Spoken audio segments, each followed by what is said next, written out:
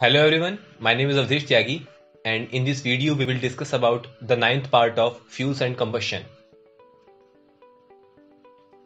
So this topic, fuels and combustion, is covered in subject Applied Thermodynamics having subject code KME 401, and in this video we will discuss about standard heat of reaction and standard enthalpy of reaction.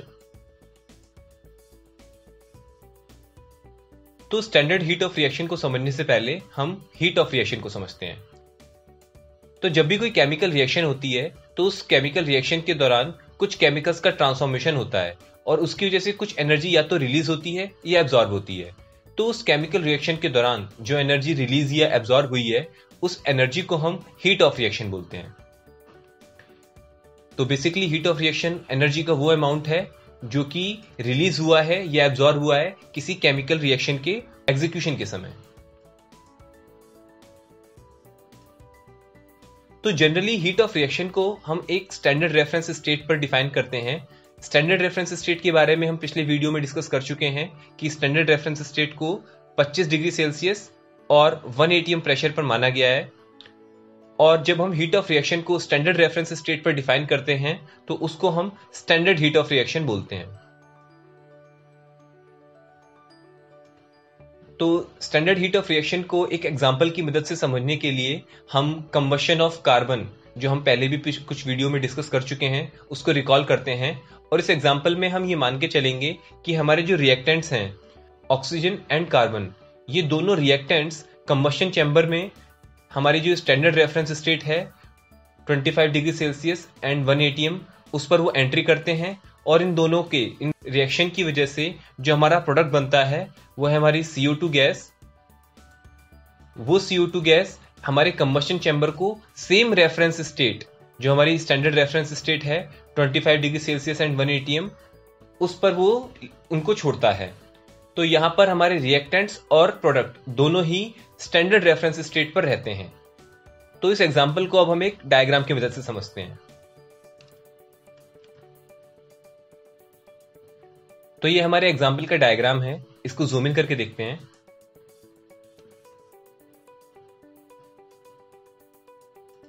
तो इस diagram में हम देख सकते हैं कि 1 kilomole carbon और 1 kilomole oxygen, इन दोनों ही रिएक्टेंट्स को हम स्टैंडर्ड रेफरेंस स्टेट जो कि 25 डिग्री सेल्सियस और 1 atm है, उस पर हम कंबशन चैम्बर में इनको एंट्री कराते हैं। और उनके रिएक्शन के बाद जो हमारा प्रोडक्ट बनता है वो होता है 1 किलोमोल ऑफ कार्बन डाइऑक्साइड। अगर हमारे प्रोडक्ट को भी हम स्टैंडर्ड रेफरेंस स्टेट पर ही मेंटेन करें तो हम ये पाते हैं कि 1 किलोमोल CO2 के साथ साथ हमें कुछ हीट भी मिलती है। तो उस हीट को हम कंबशन चैम्बर से सराउंडिंग्स की तरफ लिबरेट करते हैं। तो ये जो हमारा हीट का अमाउंट है, ये हमारा हीट का अमाउंट कहलाता है हीट ऑफ रिएक्शन। अब क्योंकि इस रिएक्शन के समय, ये जो केमिकल रिएक्शन है, इस रिएक्शन के समय हमने लगातार स्टैंडर्ड रेफरेंस स्टेट को मेंटेन किया है, हमने रिएक्टेंट साइड में भी और प्रोडक्ट साइड में भी स्टैंडर्ड रेफरेंस स्टेट को हमने मेंटेन किया है। इस वजह से इस समय ये जो हीट का हमारा ये अमाउंट होगा, ये अमाउंट हमारा स्टैंडर्ड हीट ऑफ रिएक्शन कहलाएगा।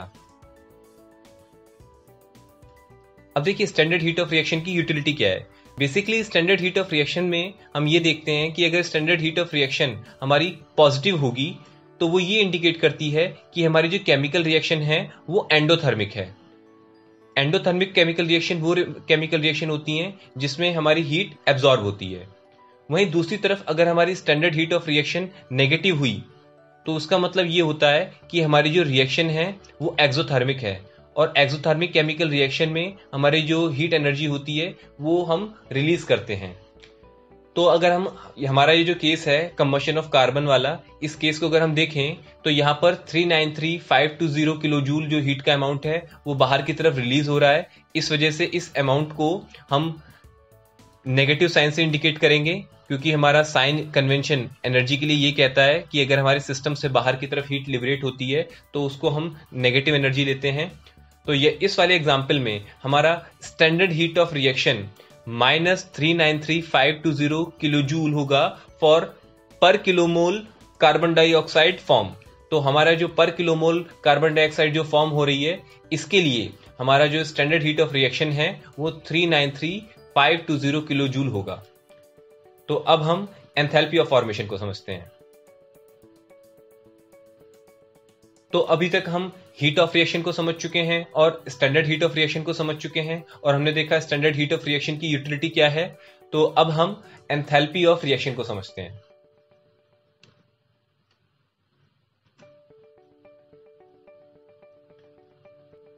जब भी किसी रिएक्शन चैम्बर में कोई केमिकल रिएक्शन होती है और उस रिएक्शन चैम्बर में अगर हम प्रेशर को मेंटेन रखें तो वहां पर जितनी भी हीट या तो रिलीज हो रही होगी या एब्जॉर्ब हो रही होगी, उस हीट को हम एंथैल्पी के साथ कोरिलेट कर सकते हैं।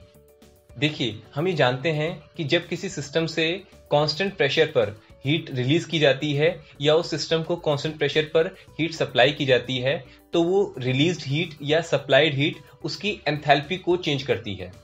तो यहां पर अगर हम देखें कि हमारा जो पिछला कार्बन का जो एग्जाम्पल था, उस एग्जाम्पल में हमारे अगर कंबशन चैम्बर में हम प्रेशर को कांस्टेंट रखें तो वहां पर जितनी भी हीट रिलीज हो रही थी या एब्जॉर्ब हो रही थी, उस हीट को हम एंथैल्पी से कोरिलेट कर सकते हैं। तो वहां पर जो हमारी हीट ऑफ रिएक्शन होगी उसको हम एक नए टर्म एंथैल्पी ऑफ रिएक्शन के साथ कोरिलेट कर सकते हैं।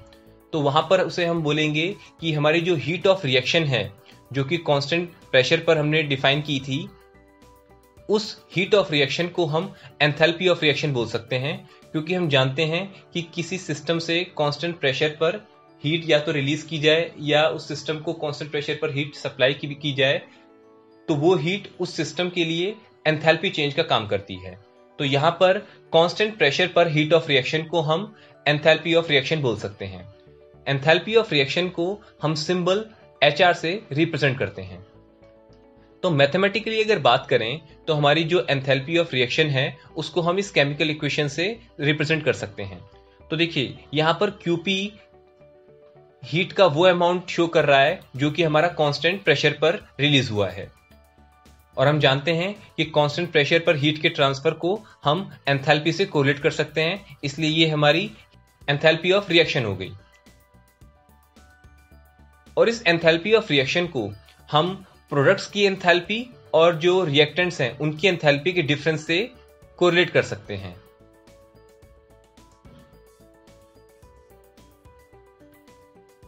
तो यहां पर प्रोडक्ट्स की एंथैल्पी और रिएक्टेंट्स की एंथैल्पी के डिफरेंस को हम एंथैल्पी ऑफ रिएक्शन बोलेंगे।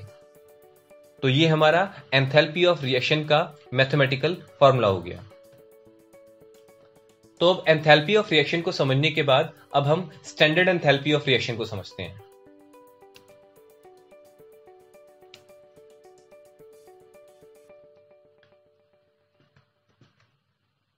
अभी तक हमने हीट ऑफ रिएक्शन को समझा और हमने देखा कि अगर हमारी केमिकल रिएक्शन को हम स्टैंडर्ड रेफरेंस स्टेट पर एग्जीक्यूट करें तो हमारी heat of reaction standard heat of reaction कहलाती है। उसके बाद हमने एंथैल्पी ऑफ रिएक्शन को समझा। तो उसी तरीके से अगर हमारी केमिकल रिएक्शन को हम स्टैंडर्ड रेफरेंस स्टेट पर एग्जीक्यूट करें तो हमारी एंथैल्पी ऑफ रिएक्शन को हम स्टैंडर्ड एंथैल्पी ऑफ रिएक्शन बोल सकते हैं। तो जैसे कि आप यहाँ देख सकते हैं कि यहाँ बताया गया है कि हमारी जो केमिकल रिएक्शन अगर स्टैंडर्ड रेफरेंस स्टेट पर एग्जीक्यूट की जाए तो जो हमारी एंथैल्पी ऑफ रिएक्शन है वो स्टैंडर्ड एंथैल्पी ऑफ रिएक्शन कहलाती है। हम पिछले वीडियो में डिस्कस कर चुके हैं कि अगर हमें स्टैंडर्ड रेफरेंस स्टेट पर प्रॉपर्टी को शो करना होता है तो उस प्रॉपर्टी के सुपरस्क्रिप्ट में हम 0 मार्क कर देते हैं। तो ये यहाँ पर यही शो किया हुआ है। यहाँ पर सुपरस्क्रिप्ट में 0 ये शो कर रहा है कि यहाँ पर जो हमारी प्रॉपर्टी है वो स्टैंडर्ड रेफरेंस स्टेट पर है, और सबस्क्रिप्ट R रिएक्शन को शो कर रहा है। एंथैल्पी ऑफ रिएक्शन का भी वही सिग्निफिकेंस है जो कि हीट ऑफ रिएक्शन का है। इसका मतलब अगर हमारी एंथैल्पी ऑफ रिएक्शन पॉजिटिव है तो इसका मतलब ये हुआ कि हमारी जो केमिकल रिएक्शन है वो एंडोथर्मिक होगी, और हम जानते हैं कि एंडोथर्मिक केमिकल रिएक्शन में हमारी हीट एनर्जी एब्जॉर्ब होती है।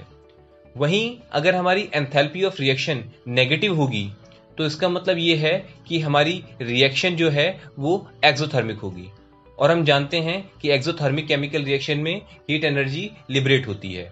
तो हमारा ये जो एग्जाम्पल है जिसमें कार्बन का कंबशन दिखाया गया है, यहाँ पर अगर हम देखें तो यहाँ पर हमारी स्टैंडर्ड एंथैल्पी ऑफ रिएक्शन जो है वो इस केमिकल फॉर्मूले से रिप्रेजेंट की जा सकती है और यहां पर उसकी वैल्यू -393520 किलोजूल पर किलोमोल ऑफ CO2 फॉर्म होगी। तो ये हमारी स्टैंडर्ड एंथैल्पी ऑफ रिएक्शन हो गई है।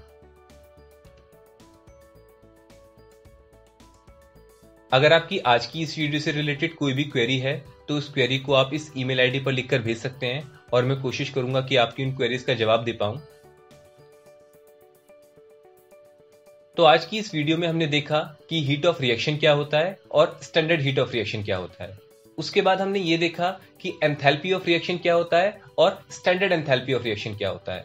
आगे आने वाले वीडियोस में हम एंथैल्पी ऑफ कंबशन और एंथैल्पी ऑफ फॉर्मेशन के बारे में जानेंगे। ये हमारे डिपार्टमेंट की विजन एंड मिशन स्टेटमेंट है और ये हमारे इंस्टीट्यूट की विजन एंड मिशन स्टेटमेंट है। तो ठीक है, नेक्स्ट वीडियो में मिलते हैं।